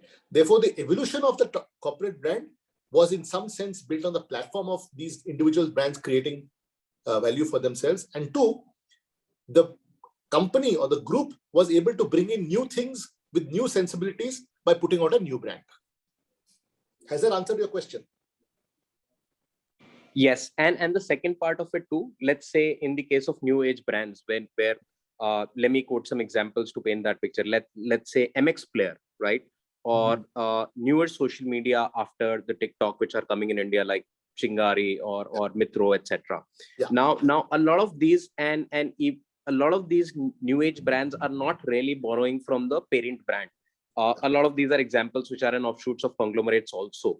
Yes, so is it, from a consumer standpoint, is it because consumers and since there is a study where they want to consume newer experiences which may not have a prior value demonstrated before, is that a route, or is like in the case of Tata's we see where we are taking the values, and then that's an exception I consider, because Tata's would be one, there would be a handful number of examples, but in the generic case, the 90% of the brands in the country, what's the larger trend that you see? Yeah, so the generic answer, sorry, what's your name, sir? Harshvardhan.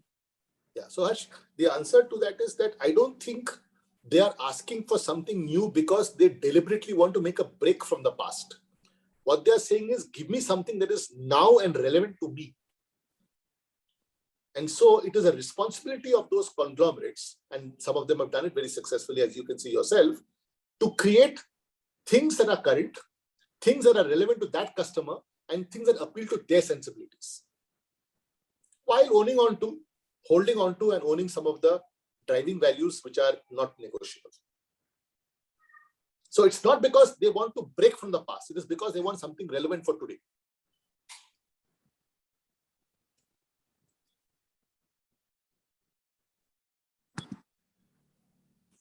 Got it. Thanks. Yeah, I think there is a last follow-up to the Netflix question, where I think Milan Barsopia is asking, can't it also change with time? Initially, it was technology, now it's content. Binge watching was a huge cultural change. Content makes them unique. Yeah, but the reality is that I think everyone needs to understand that technology is an enabler. What I want to consume is content. Yeah. The efficiency, the speed, the width, the choice that technology is able to give me is great. At the end of the day, I'm going to buy content. If you've got state-of-the-art technology and shitty content, I'm not going to buy you.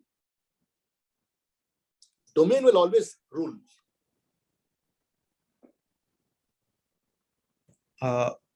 There, one more question is, to what extent do geopolitical factors impact brand valuation of companies? Like, for example, a situation like Brexit. It's very difficult to say. If we were a European brand, a pan-European brand, and the strength came from being a pan-European brand, then a Brexit is definitely going to have impairment on who I am. If I was essentially an English brand, and a Rolls-Royce is Rolls-Royce because it is English, then I don't think Brexit is going to make any difference to anybody.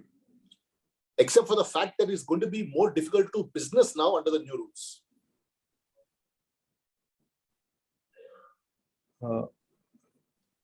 Other question is, many retailers position themselves into the indulgence space. Post-COVID, would many indulgences move into convenience? Now, in this platform-oriented physical world, how does those brands could reclaim indulgence positioning? I'm not sure I've understood the question. Can whoever it is unmute and ask the question? Hi, Ramesh. Every retailer got into the indulgence category, be it electronic category or into food category or the apparel category, right? So where the physical interaction, physical touch and feel, in-store experience were playing as a core value for the brand positioning. So give me an example of what you mean by indulgence that they got into. So who extended it? Let's take Croma, so I was into Tata, you was into Tata. So let's say Croma was an experiential model where we used to experience the product, touch and feel and everything, right? Now it's become catalog driven. Right. And also without visiting a store, I'm buying, a very expensive product. Or let's say in our group, let's say a Nature Basket product, right? So I used to smell, touch, feel, seeing, going through the recipe before picking up the products. Now I am saying, you just call me, I will deliver it. So one of the non-food category, one of the food category, same to apparel industries, right? Where touch and feel, look and feel was a 90% influencer into a buying decision. Now it's all online, unquestioned return. So the brands which were positioned based on indulgence, now it become a very much transaction oriented. We call it physical, but mostly it's digital. So how brands will repositioning themselves, and this has happened in last 2 to 3 quarters.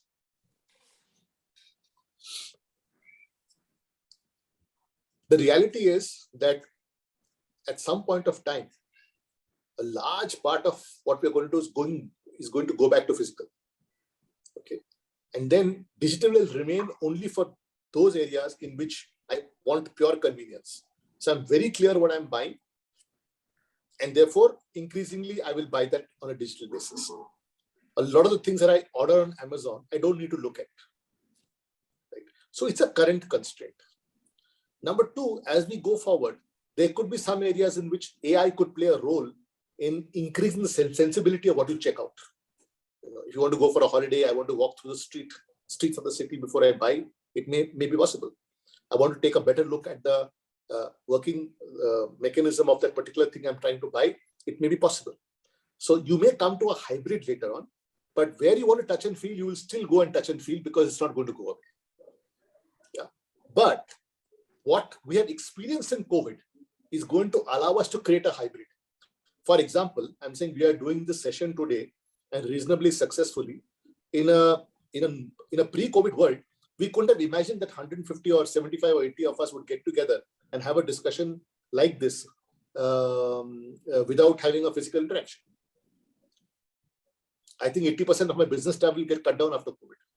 I mean, deliberately and by choice. Yeah, Ramesh, thanks. One more question. Himadri Das, if you can unmute yourself and please ask the question. See, we have a situation. I represent a brand called IMI, which is a group of business schools within the group. There are 3 campuses.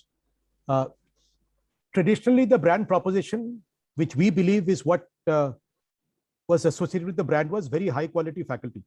Students, even current students, alumni, prospective students, they all say that we associate IMI with very high quality faculty. Now, that used to be a very strong proposition to attract, the best students in the past. But now that's no longer the case. Students say, yeah, you have high quality faculty, but I want to go to a school which has a value proposition of high quality placements in terms of salaries, etc. So internally, the brand hasn't changed. So it looks like, we have to change our value proposition to the outside people, where we also have to do this in addition to whatever we do. So I need your take on this. Okay, number one, it's a consulting question. Okay, but number two, I'm very biased. So I think Siddharth is a more considered guy and more balanced guy to answer this question. I'm very biased on this one. Okay, Siddharth, go for it. No, I think it need not change completely. I think if we can establish the cause and effect relationship in our value proposition that we are talking about, like how high quality faculty can lead to high quality placements, I think that is going to make a much stronger case for the people who are coming in. So if we do not have high quality faculty, it's not going to lead to high quality placements. See, in any case, I think that's obvious. That's not the problem. That everybody knows. Everybody is smart enough to know the causality. See, what they're saying is that we can go to schools with lower quality faculty and better campus placements. So why should we come to you? That is the question that I'm answering. Fair enough. But Himadri, the point is this. At the end of the day, there is nobody in this country, no student in this country who doesn't want placement. Okay, that's an effect, not a cause. So your value proposition or your, whatever you want to call it, USP or core purpose cannot be placement. That is totally transactional. The reality is that what you own and you've always owned is attracting the best talent to teach. You need to say that that is really what's causing the best students to come out. Does industry want it or not? And so the connection between you and industry to establish that this quality of teaching is not available anywhere must lead to good placements. Otherwise, you're talking about pure transaction. And I think it's a environmental issue, right? Where today B schools have become glorified placement agencies. People believe that they will go for 2 years, do something and get a nice job and work out. So we must place ourselves above that. Yeah. That would be the way to go. But there's also been a change in time. This single-minded focus on placements was not there even 10 years ago. No. It is a more recent phenomenon. Absolutely. So, I think, sorry, I would like to disagree there, because when I was doing my MBA 10 years back, I think it was still there. My peers, my batchmates, from different colleges that I have interacted with, it always used to be, I think few people outside of the IIMs, they did not think of their colleges as glorified agencies. Even students from IIMs used to think of it as glorified placement agencies. No, I didn't mean that. I've been in this space for 19 years and I've seen the transition happen. And I think there has been a sharp inflection point in the last about 10 odd years where, anyway, I think that's a different, we're going to do a different discussion. I don't want to go there. You're right. It has got worse. I would agree with that. But I would say, I would entreat you to hold on to what you have as a characteristic and make that the basis or the touchstone for you to have a better brand with the recruiters. So I agree with you there. Nowhere have we thought of dumping that existing value proposition. That is core. That is, what we are about. So that will remain. My question was, and I guess it is getting into consulting mode, I understand. My question was that around that core value proposition, how can I wrap around peripheral associated propositions and communicate that to the market? That was, I guess, my question. No, I disagree. I'm saying keep the core and make sure the causes that you want are emanating from the core. The cause being better placement, the cause being more attractive to recruiters, the cause being top of the line students. Let those the results I'm saying. Let those results come directly out of your cause. Do not dilute the cause because that's who you are. Okay, got it. I think it's an interesting point because we always talk about the strength being the faculty, but never ever have we drummed that and brought it forward in any forum. That's an interesting proposition and worth discussing, really. So let's have industry interactions. Let's have our professors working along with the industry and creating some good stuff, some papers. Fair enough. We've had a very long and interesting discussion, I must say, and thanks, Jude, Ramesh, and Siddharth for being so open and interesting with all your answers. If there's any other question for one last question, Mr. Bhandari, I have, and I would deliberately attempt it to not make it very consultative, but this is essentially from a larger industry trend. And I'm keeping Spencer's at the heart of this question. Now, if we see retail in the country, I think a decade before when it was around 1.5–2%. Now, e-retail or e-commerce has gone upwards of 4–4.5%. If I include grocery, there's a massive shift. Now, when we look at a brand, Spencer's, actually the history goes back to the 1800s when two gentlemen started it. So there is a strong imprint of the brand, especially with the newer audiences and consumers, of a strong physical brick and mortar. And that's the larger brand image. And if I go on to core values, somewhere it gets derived from that.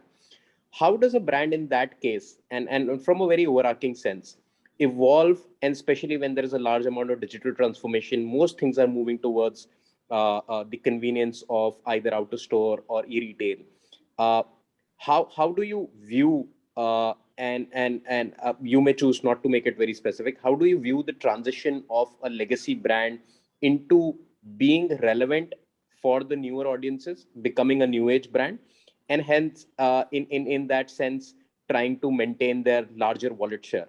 One very simple example would be last 14 months have been really unprecedented. Like the wallet share for a normal consumer in the country would have inevitably moved from modern retail to his some e-commerce company, maybe a big basket grocers, etc., because of sheer convenience, or local catchment back to the kirana. What role does the brand extension play? We can keep Spencer's at the heart of it, or we can keep it generic, but that's the idea. How does a legacy company transform itself into a new age, and what are the elements in that brand shift that would play in? So Harsh, if legacy means brick and mortar and new age means digital, I have a difference of opinion. Okay, what we have to understand is what was, and therefore I can't be specific also, even if you wish to be. What part of Spencer's sense of being, as it were, or value drivers are lying in being brick and mortar? I don't know. I think we need to find that out. So you should try and find out what is it about Spencer's that is special, and what is it that that creates a bond between Spencer's and its most, let's say, loyal customers today. If you understand that, you can pivot that into a new age response. There is no problem with that. I would hesitate to agree that it's only about being brick and mortar. But the legacy may have something interesting that you can repurpose into the new age. Who knows? For example, a company like Thomas Cook that we worked with, traditionally people would walk into a gold store and want to buy a 5 lakh trip, right? The issue was not the comfort with those stores, and they were all physical stores. They had zero digital when we met them. It was just starting off. They just hired a guy who understood technology. But today, increasingly, a lot of the trips are being bought from Thomas Cook online. So what is it about Thomas Cook that you are able to take online is the question that you would ask yourself. It is not the brick and mortar stores of Thomas Cook which brought people there. They want to go for a damn good trip. I think it's the values which Spencer stands for, if they are translated well into the digital age or not. I think that is what needs to be examined. That's the point. Yeah, that's the point. And it can be done. And I would hesitate to think it is 80% lying in the fact that it's brick and mortar. Fair point. Fair point. Thanks, Ramesh. Thank you so much. There's been so much of rich learning. I mean, but if I were to take away one thing, I mean, I would say the thing which you said, that we spend more time talking about what we do rather than focusing on who we are.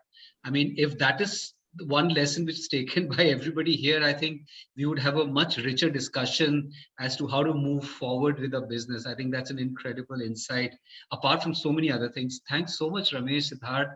I'll just ask Soumya now to wrap the session up. From my side, it's been a great session, and thanks everybody for such a huge interactive session. It's been absolutely heartening. Soumya? Thanks, sir. We would like to extend our sincere gratitude and appreciation to Mr. Ramesh Jude Thomas and Mr. Siddharth Gautam for such an enlightening session on how we can engage our brands and find values from it for our business. The session has been so interactive and interesting, and I thank all the participants for joining us this afternoon and for making this session so interactive and conversational. We have learned so much from all these conversations, the discussions that has been going on. And I also do hope all of you have found a lot of value and learning from today's session. Thank you so much for joining us this evening. And I wish all of you have a great evening today. Thank you. Thank you very much.